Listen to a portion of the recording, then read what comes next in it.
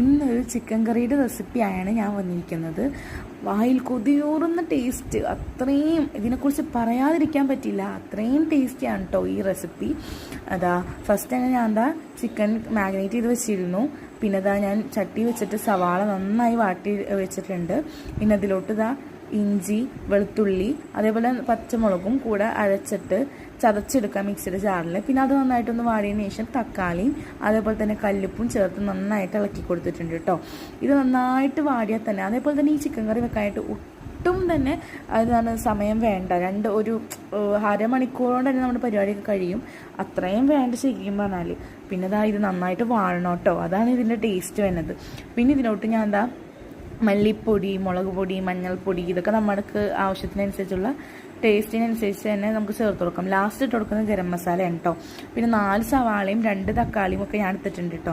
സവാള കൂടുതൽ വേണം ഈ ഫ്രൈക്ക്. ഇത് ശരിക്കും ചിക്കൻ ഫ്രൈ ചെയ്ത പോലെയാണ്, പക്ഷെ ഫ്രൈ ചെയ്തിട്ടുമില്ല, നല്ല ടേസ്റ്റിയാണ് കേട്ടോ.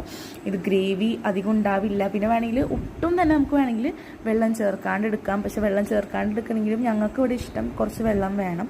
അതുകൊണ്ട് ഒരു ഇച്ചിരി വെള്ളം ഒഴിച്ച് പിന്നെയും വേവിച്ചെടുത്തു കേട്ടോ. ഞാൻ വേവിച്ചെടുത്ത ക്ലിപ്പ് ഇതിൽ ചേർത്തിട്ടില്ല.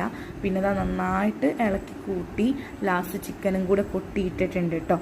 ഇനി നമ്മുടെ ചിക്കൻ കറി വെന്ത് കഴിഞ്ഞാൽ അത് സെറ്റായി. ഇത്രയും പണിയുള്ളൂ ഇതിന്.